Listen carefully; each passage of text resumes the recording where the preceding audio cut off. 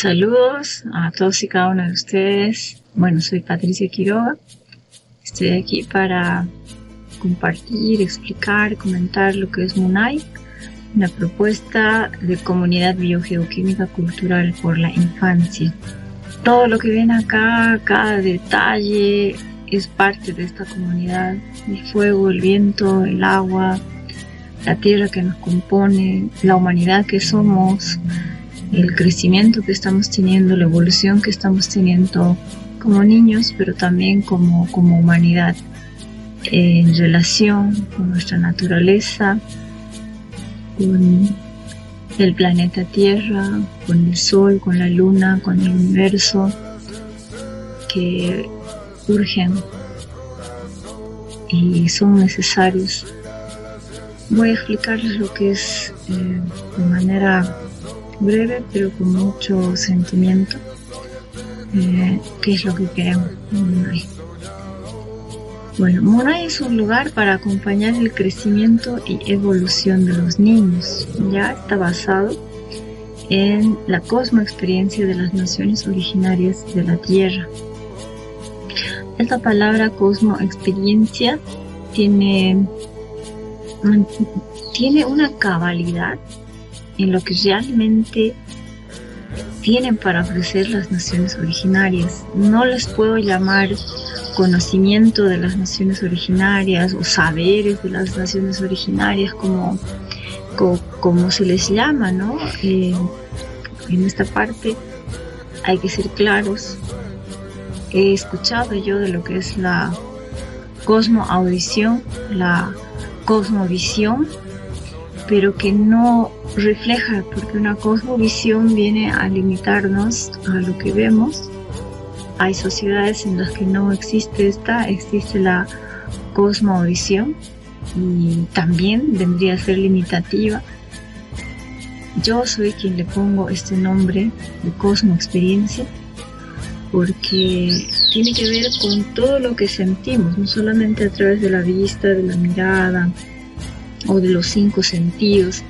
Tampoco es una unión de los 5 sentidos, es de una integralidad que nosotros vivimos como seres humanos, que percibimos, que vivenciamos a lo largo de nuestra vida. Y las naciones originarias pues tienen esto muy claro, y lo han ido transmitiendo, lo han ido diciendo, se ha ido perdiendo, pero es tiempo de traerla de nuevo.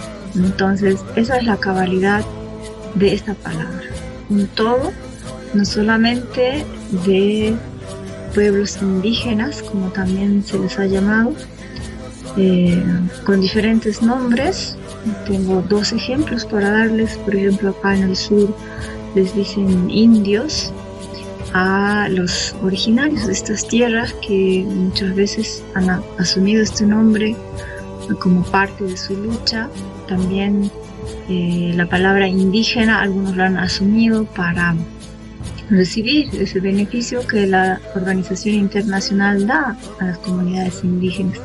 Pero en ningún momento estos nombres son propios de los lugares. Hay aquí naciones aymaras, naciones quechuas, naciones guaraníes y otras más. Es una variedad increíble, ¿no? Pero no son pueblos indígenas, no son indios, son palabras que han salido.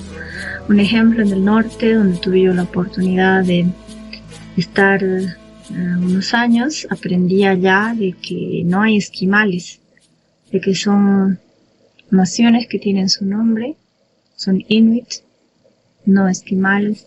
Esquimales es igual un término despectivo que a veces también pueden utilizar. A ellos también les dicen pueblos indígenas o naciones indígenas.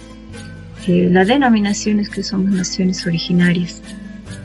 Digo somos porque estoy aquí, también soy parte de esto, y quizás estas palabras solamente sean orientaciones. Al final todos los seres somos de la tierra, lo que pasa que a veces no lo reconocemos, pero sí quiero hacer énfasis en este tiempo en el que estamos viviendo, que este es el conocimiento, esta es la cosmoexperiencia, ¿no? Quiero dejar de utilizar ese término, el conocimiento de las naciones, el saber. Basarnos en la cosmoexperiencia de ellos, en toda la vivencia, en toda la relación que han tenido con la Tierra, con el universo, con el Sol. Y todo esto que se había perdido, traerlo nuevamente para que las generaciones que tenemos, los hijos que tenemos y los que quieran hacerlo puedan beneficiarse, puedan crecer, puedan evolucionar. Y utilizo esta palabra evolucionar, no utilizo la palabra desarrollo de los niños, porque va mucho más allá. El desarrollo quizás está muy centrado en lo físico, en lo cognitivo, quizás de manera integral, pero es un cuerpo físico. En la cosmoexperiencia de las naciones originarias no solamente tenemos un cuerpo físico que desarrollar, tenemos una espiritualidad, una energía, ¿no? Entonces, esta es una base de todas las naciones originarias. No nos vamos a centrar solamente en una.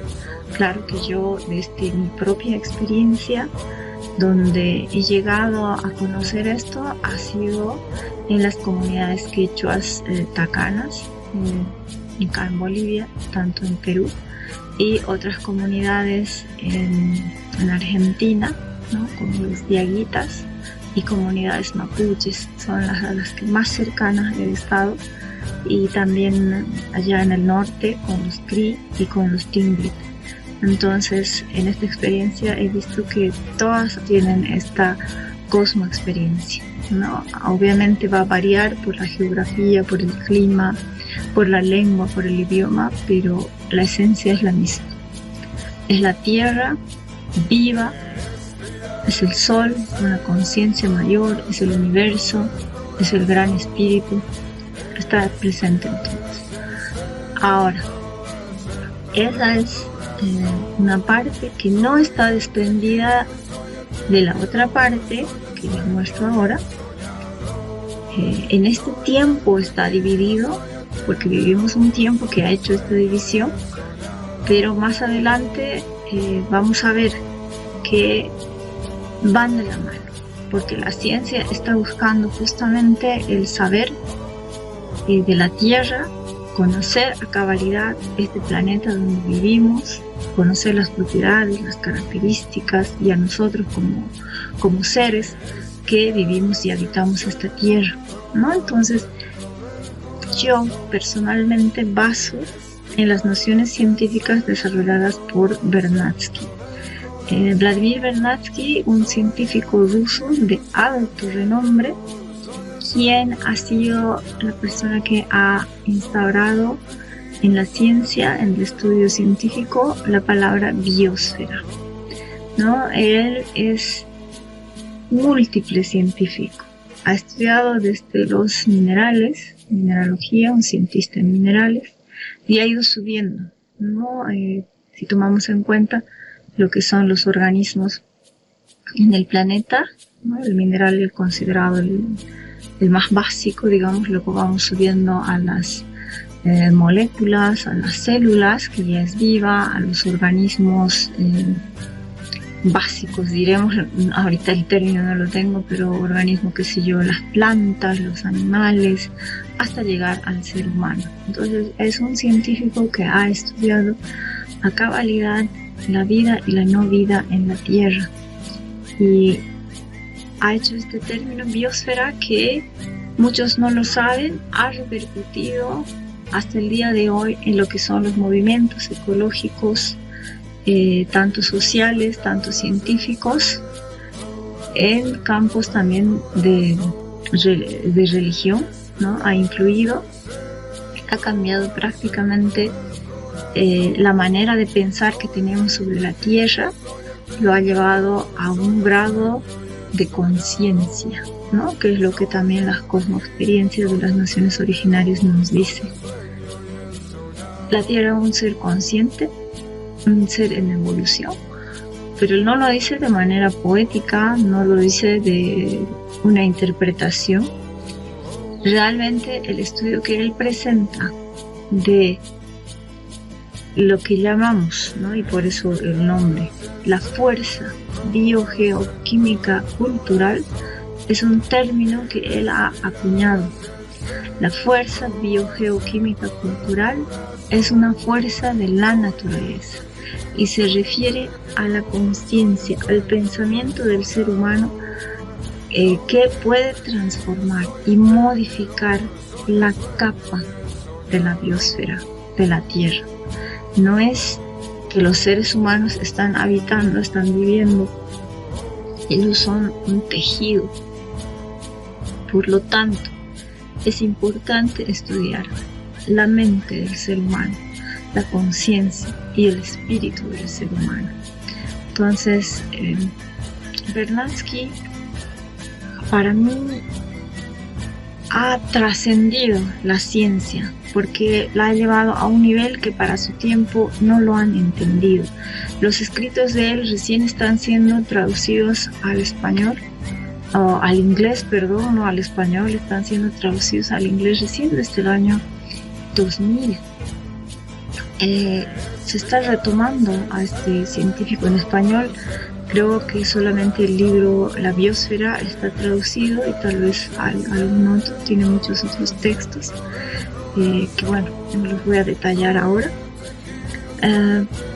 pero concuerda, él es el que mayor crédito podría dar al conocimiento de las naciones originarias. La conciencia del ser humano es una energía, ¿ya? Así como la energía eléctrica, así como la energía nuclear, la energía eólica, la energía hidráulica, la energía biogeoquímica cultural, es una de las energías más poderosas.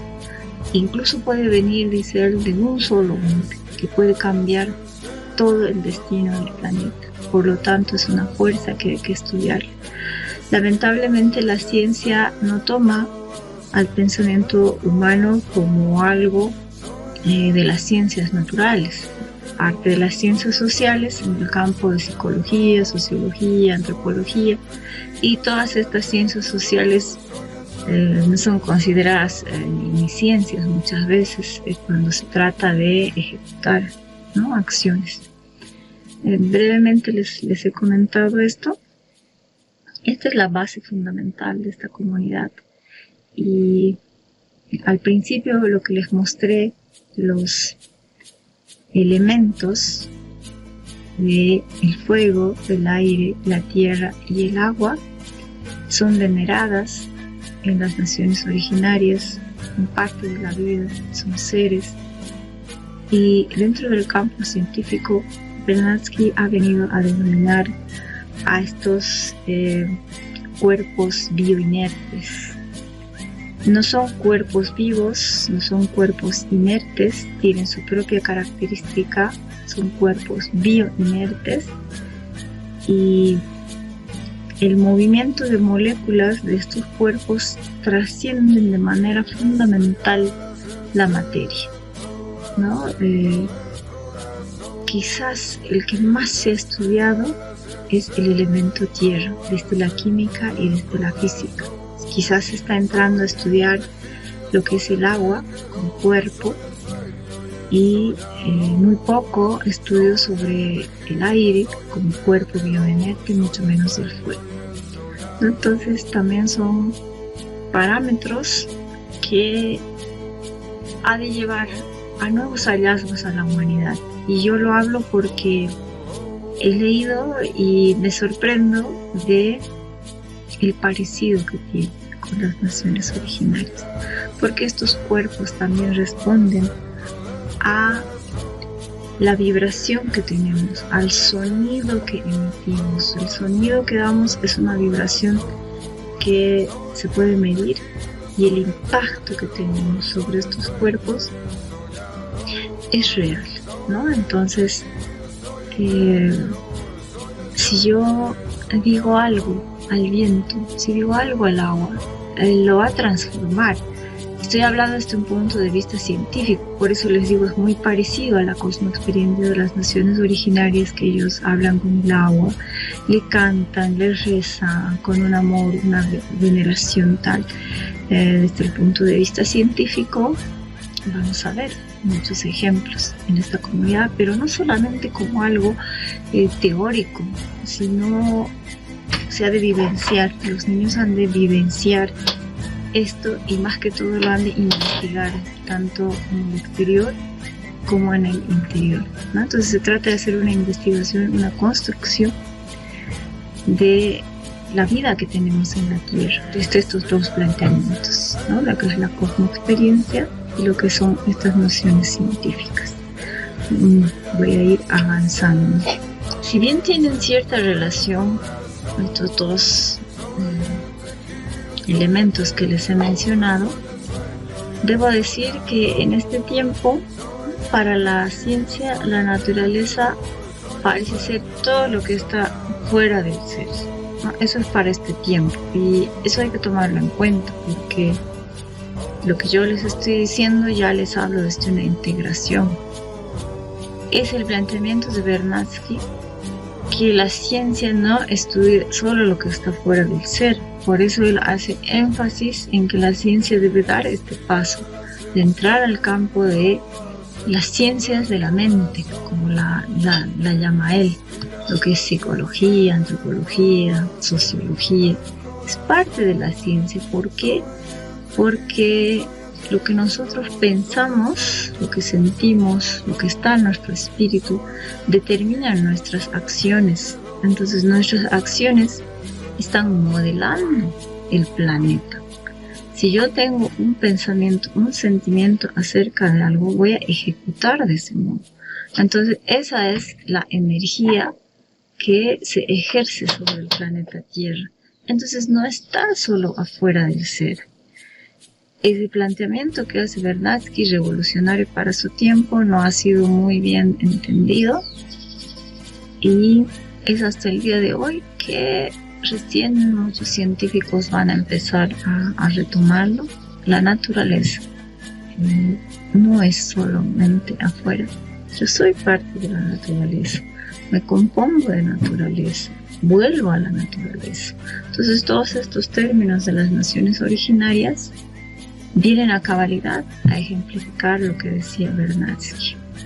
Eso por un lado. También es importante estudiar la naturaleza versus vivir la naturaleza. He puesto este ejemplo porque muchas veces cuando hablamos de ciencia y hablamos de los niños y hablamos de escuela, lo que queremos es que ellos estudien la naturaleza para conocerla a cabalidad, para hacer predicciones, para aplicarla al campo de la salud, ¿no? Para aplicarla al campo de la agricultura, ¿no? Para el beneficio de la alimentación.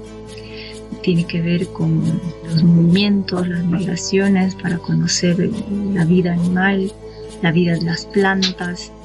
Pero ese es estudiar la naturaleza, que no viene a ser lo mismo que vivirla. En vivirla necesariamente la naturaleza tiene esa vida con la cual yo puedo conversar. Al estudiar la naturaleza yo estudio que un animalito tiene vida, pero no interactúo con ese animal, no lo conozco, no tiene un nombre, no conozco su personalidad, diré entre comillas, pero al vivir con la naturaleza está todos los días en mí. Agradezco, doy gracias por poder respirar, doy gracias por el canto de los pájaros, les hablo, les saludo, les pido, les cuento mi vida, compartir con ellos la comida como si fuéramos una familia, no es lo mismo que estudiarlo.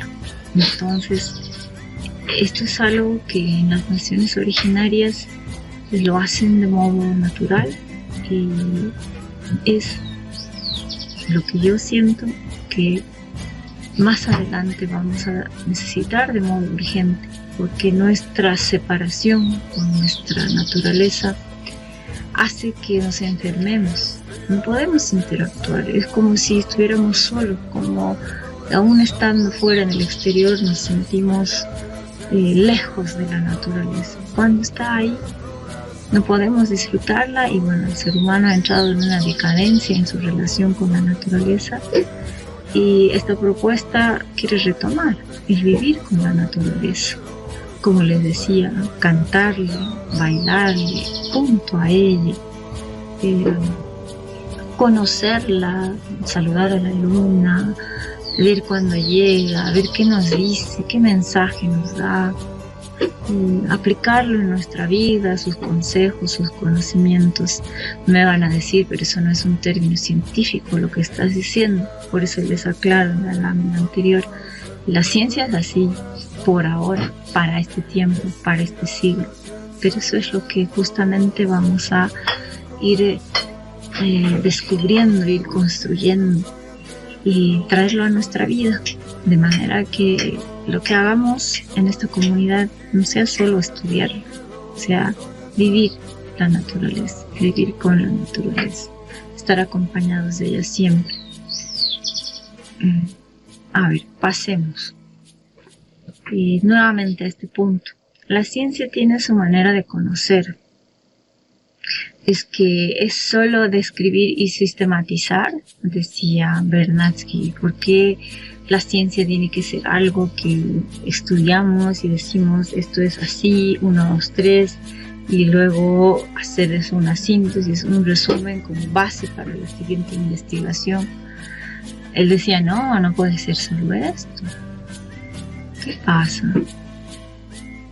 Vernadsky era un hombre muy disciplinado que hizo todo este procedimiento y llega a la conclusión de que todo está en cambio. Él tiene una explicación de lo que es un mecanismo, incluso llega a decir, yo cuando defino la biosfera la voy a definir como un mecanismo, pero este no es un mecanismo como el que entendemos, que todo funciona como que si se aprieta un botón y empieza a funcionar todo del mismo modo.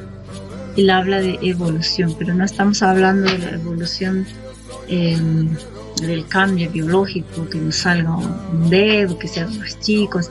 Está hablando de una evolución mayor del planeta Tierra al llegar a una conciencia, ¿no? También este otro punto, ese conocimiento se está volviendo una filosofía. Cuando nos hablan de ciencia, muchos nos dicen esto es así, así, así, como si fuera una verdad que no se puede cuestionar. Por eso es que hablo que sea una filosofía. No lo es, obviamente, no lo es. Y yo pregunto porque las evidencias se vuelven puntos a no discutir. En mi experiencia siempre me han pedido evidencias, ¿no? Los trabajos que he realizado, ¿dónde están? Y si están, ¿no?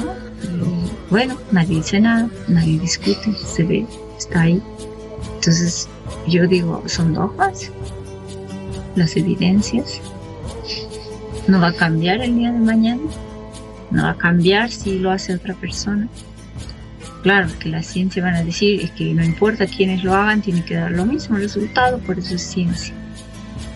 Y la verdad vivimos un tiempo muy corto.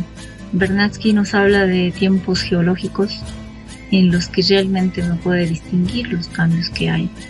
Quizás para nuestro pequeño lapso de vida como seres humanos no lo podamos ver, nuestra ciencia no pueda verlo nunca, van a tener que pasar más de 3.000, 4.000, 10.000 años.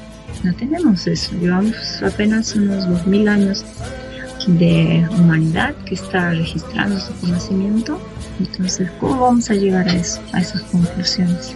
Las naciones originarias tienen no verdades, no dogmas, tienen esta interacción con la naturaleza, directamente reciben información de la naturaleza y lo viven, nunca se han cerrado a un cambio, que las cosas no van a ser como siempre, pese a que son acusados de que es volver hacia el pasado y que lo que ellos sabían son cosas arcaicas que ya no se aplican a un mundo moderno. Y es al contrario, lo que pasa es que estas afirmaciones vienen de personas que no conocen realmente el mundo de las naciones originarias, las prácticas que ellos tienen. Entonces acusan a las naciones originarias de ser retrógradas, de no tener conocimiento, cuando al contrario, ellos están más frescos en su mente, más frescos en poder abrirse a estos cambios. Para el progreso de la ciencia, los científicos tienen que ver la materia como algo cambiante. ¿no? Entonces, en estos elementos que les he mostrado, la ciencia va a tener que, les va a tener que, es que como había ahí otro científico que lo leo, él dice, no es porque yo voy a convencer a la gente de que esto que de las naciones originarias nos dicen, no es que yo tengo que convencerlos, es que va a demostrarse. Lo que pasa es que como vivimos, como criamos a los niños, todo el tiempo les cerramos esas capacidades de conocer. No los estamos abriendo. Pese a tantas revoluciones educativas que han habido, la escuela sigue siendo tradicional. Apenas hay cambios tan pequeños, pero realmente no los abre. Sigue querer enseñarles, no dejarles salir. Entonces, no es necesario convencer. Esto no es una fe, no es un dogma, es una práctica a la que cada uno tiene que llegar. A ver, otro punto. La ciencia es resultado de una constante experimentación. Cualquier teoría científica la puedo volver a experimentar. Puede ser que en los tiempos que se ha hecho la experimentación, en el lapso, por decir, de unos 50 años, ¿acaso estos otros 50 años o los 100 años que vienen va a ser igual? Volveremos a experimentar. Hay herramientas ahora para venir más.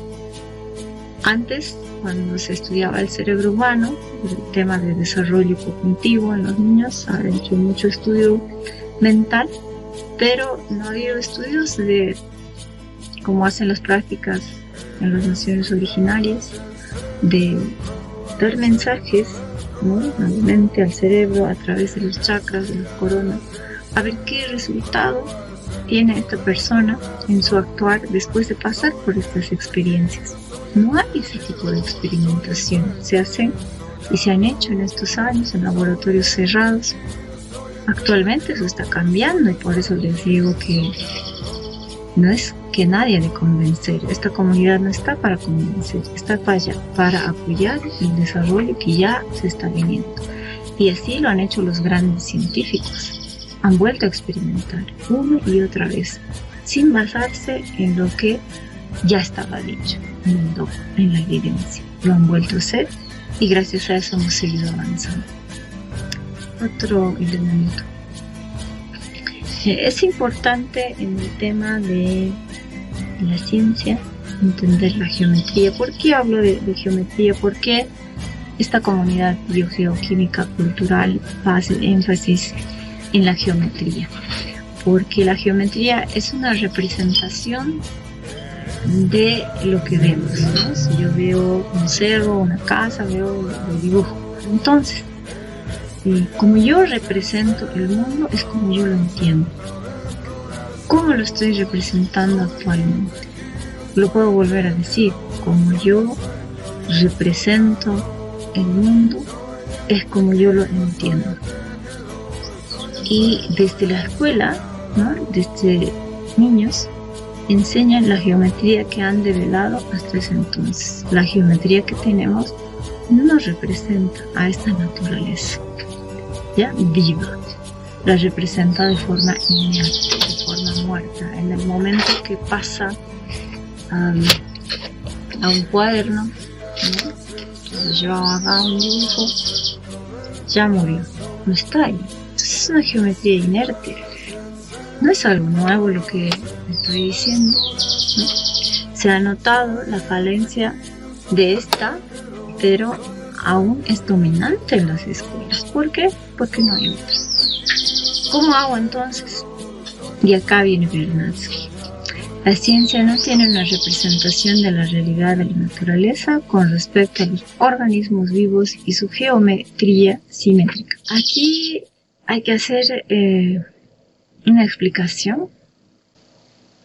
La geometría de la vida tiene algo que Vernadsky lo ha dejado muy claro: izquierda y derecha. Todo organismo vivo tiene su simetría. Una hoja, te lo parten, tiene una simetría. Un animalito, un gato, te lo van a la mitad, tiene una simetría. El lado derecho es diferente del lado izquierdo, siempre.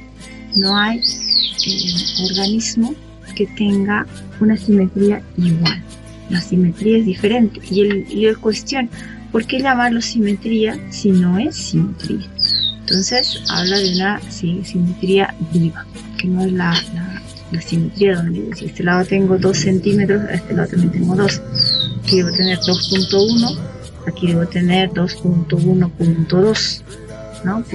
Punto 12, ¿no? Pero hay una diferencia. Entonces él dice, yo como científico quiero conocer la matemática que me permite hacer esta geometría de cualquier organismo vivo, ¿no? Hacer esta representación en el tiempo de este cambio. No existe. Él habló de Pasteur, que fue uno de los últimos científicos en preguntarse esta situación, en buscarla, pero no la encontró. Habló de Riemann, ¿no? Para ese tiempo les hablo, al día de hoy hay otros científicos que han notado esto y que lo están trabajando, pero como les digo, esto en la escuela no hay. Nos vienen con una geometría cuadrado, círculo, triángulo, cubo, esfera, y que utiliza la ciencia para demostrar sus evidencias, el eje X y Y. Ese eje X y Y, ¿para dónde va? Solo va para la derecha, y para el otro lado no se ve. Con esa geometría estamos tomando decisiones en los países, decisiones sobre salud, decisiones sobre agricultura, decisiones sobre la vida animal, ¿no? Esas gráficas, esa es la geometría. Cuando vamos a conferencias importantes, ¿qué nos muestran? Esta tabla. ¿Qué es eso? Es la representación de la vida. ¿Es esa realmente la representación de la vida? ¿Dónde está realmente la vida? Yo quizás me digan, pero ese es un cuerpo, una geometría. El planeta Tierra tiene su geometría viva. Entonces, en las naciones originarias hay también una geometría de representación de la Tierra, y es algo que he estudiado en un pueblo quechua con los queros. De experiencia propia, hay elementos en su geometría que la hacen viva, que muestran la simetría de izquierda y derecha en la vida, y que con esa geometría viven su día a día. Con esa geometría del lado que se ve y del lado que no se ve, pueden actuar. Entonces, esta comunidad Munay biogeoquímica cultural por la infancia tiene fuerte énfasis en la geometría, en la representación de la naturaleza, del sol, del universo. ¿Cómo representamos eso? Ustedes me dirán, ¿pero cuál es? Si les hacen lo mismo, quizás solamente rayan con un palito. Están los textiles. Se necesita un estudio muy profundo de esto. Quizás no sean los niños los que vayan a estudiar, pero sí lo van a vivir, y es lo que queremos dar a conocer acá. Si algo va a salir lindo y hermoso de esta comunidad, es mostrar esta geometría de las naciones originarias, cómo viven esta geometría, cómo representan su naturaleza. Vamos adelante.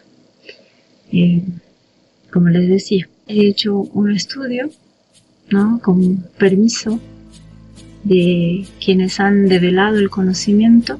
He pedido permiso a la tierra, a las entidades. Lo que les muestro acá es la geometría de las naciones originarias, representando el universo, representando el planeta Tierra y todas sus influencias, y el cuerpo del ser, los 4 cuerpos. Para mí es una reverencia mostrarles esto. No tendrá significado quizás para muchos, por eso hay que vivirlo, no hay que estudiarlo. Es una geometría. Ustedes me dirán, pero está plano, no tiene volumen, no tiene medidas. No es necesario, pero las tiene. Y si tuviera que representarlo, da una matemática perfecta. Por lo pronto no. Acá el árbol representa la parte visible y las raíces, la parte que no se ve, basado en lo que es izquierda y derecha. No es nuevo el modelo en concepción, pero sí en su aplicación. Siempre se puede ver ¿no? Las ramas, el tronco, las flores de cualquier actividad. Es una analogía, ¿no? Cuando uno hace un trabajo, presenta una propuesta. Aquello que no se ve, generalmente no se toma en cuenta para una propuesta, porque uno quiere ver las cosas visibles, ¿no? Cómo va a funcionar la economía del lugar, cómo va a funcionar el personal, cómo va a estar distribuidos los ambientes. Todas esas cosas se ven, ¿no? Y lo que no se ve es el interior, la disponibilidad de las personas, las fuerzas que acompañan, incluso los ancestros que están. Es la representación más clara, ¿no? Y este modelo no se basa en las ramas, lo que sería una gestión típica, común, pero no quiere decir que no se la toma en cuenta, está presente. No se la rechaza, no se la hace a un lado, no se la hace menos, está ahí presente con toda su estructura, y esta corresponde a lo que es la ciencia. Las raíces son igual de importantes, están en estrecha relación con lo que hay en el árbol y vienen de un pasado y de un presente que no se comprende, viene de la parte del misterio, ¿no? Por eso lo que está bajo tierra no se ve, pero es lo que está actuando, de ahí viene, de ahí se nutre, de ahí se hidrata, ¿no? Claro que no es un ideal, por eso hay un gusanito, ¿no? Presente, hay vida también ahí, que quizás no se valora o se la considera así, prácticamente como un gusano, como si no hiciera ningún aporte, al contrario, hacen aportes grandes a la tierra, y arriba el ave, ¿no? en el que vive el ave. Y en base a todo el análisis, a toda la vivencia, a toda la experiencia, se ha realizado esta nueva organización de disciplinas porque se hace necesario. Si va a ser una comunidad enfocada a niños, los niños van a estar en un espacio de aprendizaje. Entonces, ¿qué se aprende? ¿Cómo se aprende? Tiene que ver con cómo la ciencia ha organizado las disciplinas para la humanidad. Acá se ve la primera jerarquía multidisciplinaria que tiene un orden jerárquico, ¿no? Por eso es piramidal, y cada disciplina está contenida en sí misma, por decir, ¿no? Acá matemáticas, ¿no? Que siempre ha estado primera, por acá quizás está física, química, ¿no? Por acá las áreas biológicas, quizás las sociales, el tema artístico, musical.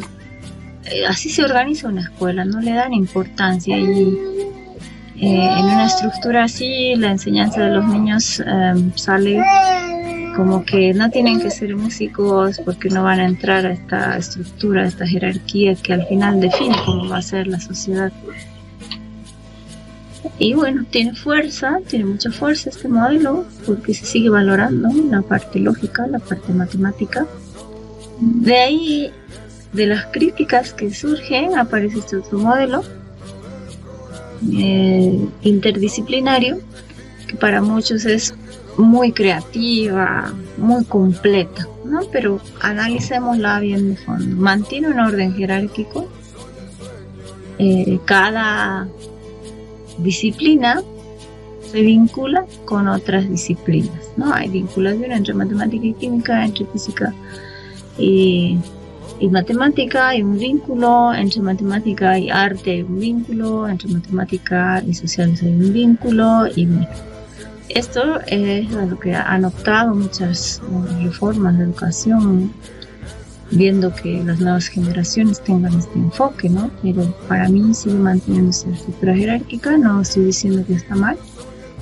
Y aparece un modelo que es muy anhelado, muy soñado, hasta casi utópico, que es el modelo transdisciplinario, donde cada disciplina no está encerrada dentro de su propio conocimiento, sino que ya está vinculada a otras disciplinas para mostrarse. Por decir, esta letra A con la que habíamos representado en matemática no es solo matemática, ¿no? Está vinculada con química, con ciencias. Entonces, de esa manera se presenta, por eso está dentro de un círculo.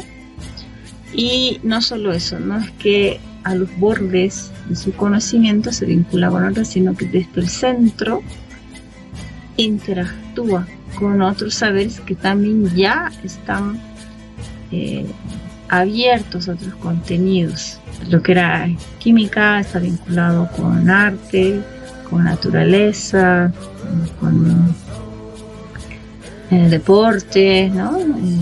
Alimentación. Este modelo transdisciplinario no tiene un orden jerárquico, que viéndolo en comparación a esto, bueno, uno diría que excelente, ¿no? Todas las materias valen por igual, todas tienen importancia, todas valen lo mismo, trasciende sus límites, sale, ¿no? Al trascender sus límites, deja que otros elementos ingresen a su contenido prioritario. No solo eso, sino que se enriquece de los otros contenidos de otras disciplinas. Yo, en este análisis de integración de ciencia y saberes indígenas, no lo encuentro tampoco adecuado para la propuesta que estamos haciendo. Yo veo este modelo, que lo he venido a denominar disciplinas en evolución. Acá incluso le he puesto a colores porque esto está muy definido, muy teórico. A veces no tiene que ser tan teórico, eso representa acá los colores. Puede venir de diferentes maneras, no siempre en la estructura de texto como a la que uno está acostumbrado, al orden. Puede presentarse de muchos modos, tiene lenguajes diversos, incluso lenguajes intuitivos que se vuelven contenidos. Se vuelven, digo, porque aparecen. Acá el modelo es una estructura como chispeante, ¿no? Que aparece de pronto, ¡pum! Y además crecen y van decayendo y otras siguen creciendo, entonces están evolucionando. Sí hay un orden jerárquico que no es el mismo orden jerárquico de acá, piramidal, es un orden jerárquico por importancia. Este color verde está mucho más grande que este rojo de acá porque es más importante en ese momento, ¿no? Un modelo basado en la vida siempre va a estar en el presente. Entonces, para este momento, para este día, para esta hora, esto es lo más importante, la música. Por eso está de ese tamaño. Y lo que quizás no está tan destacado sea la cocina. Al mismo tiempo, al aparecer y al ir creciendo, tiene abiertas sus fronteras, las tiene totalmente abiertas, y de ahí salen contenidos que quizás no son necesarios para ese momento e ingresan otros contenidos que yo le he reemplazado con letras, y no son letras sueltas como acá en comparación a los demás. Incluso otros ya están combinados, ¿no? Ya tienen combinaciones. Entonces ingresa y sale, y dependiendo de este único momento es que algo se hace importante. El enriquecimiento es constante en cada contenido, entra y sale, se practica, y al mismo tiempo es único, ¿no? Por eso está dibujado a mano, porque no voy a volver a dibujar nunca más. Esto es un momento único. En cambio, este de acá yo lo puedo reproducir. Son modelos que se pueden reproducir, cualquiera los puede, pero este es único. Solo yo he de tener esta experiencia, esta vivencia. No es arbitraria que yo haya decidido hacerlo así. Podría hacerlo con una computadora, pero está hecho a mano porque viene directamente de la experiencia del ser vivo. El siguiente, ambos mundos, el campo de la ciencia, que ha derivado de muchos modelos de educación, desde ese mundo y desde el mundo originario, van a ser eje de esta propuesta. ¿Para qué? No es para el desarrollo del ser humano. El desarrollo es algo que, como dije al principio, está ocupado del cuerpo, de los sentidos, todo visible, todo tangible, como en el modelo de las raíces, donde solamente es lo que se ve. Tenemos un interior y exterior que no se ve. Repito, interior y exterior que no se ve. Estamos más allá de estos límites físicos. Entonces no puedo hablar solo de un desarrollo del ser humano. Tiene que ser el florecimiento de lo que ya es. Las naciones originarias no somos personas que aparecemos solo desde el nacimiento. Entonces eso es otra visión, otra cosmoexperiencia. ¿Ya? Pero no hace de lado que haya una organización como la que ha habido en la escuela, que también ha ido progresando, ¿no? Hay mucha novedad, muchos métodos. En el caso de los niños voy a mencionar tema Montessori, tema Waldorf, educación autodirigida, la educación en casa y otros, ¿no? Agassi, hay Suzuki, y muchos más que, detallándolos, son progresos grandes que ha hecho la humanidad para la enseñanza de los niños. La escuela tradicional también tiene sus valores, ¿no? Nos enfocamos en esta propuesta al florecimiento del ser humano. Hay principios, está en estrecha relación con la naturaleza, con el planeta, con la biosfera, con Tonantzin, con Pachamama, diferentes nombres.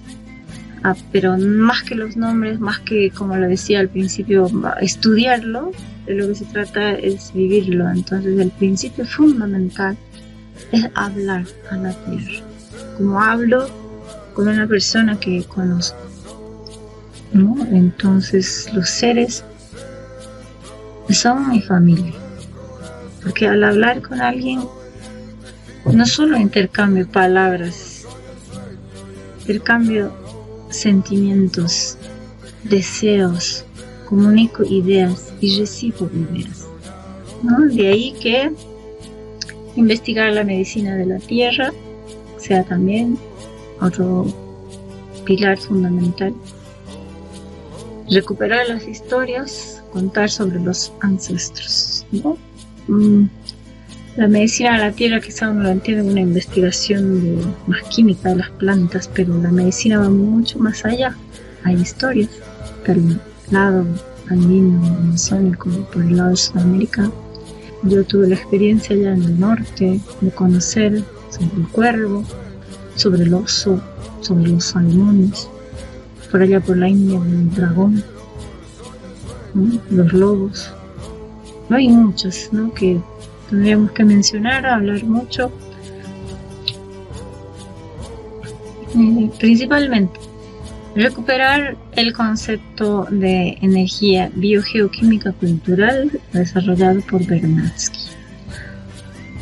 así como sus nociones fundamentales de los estados del espacio y la representación geométrica de la izquierda y derecha de cuerpos orgánicos.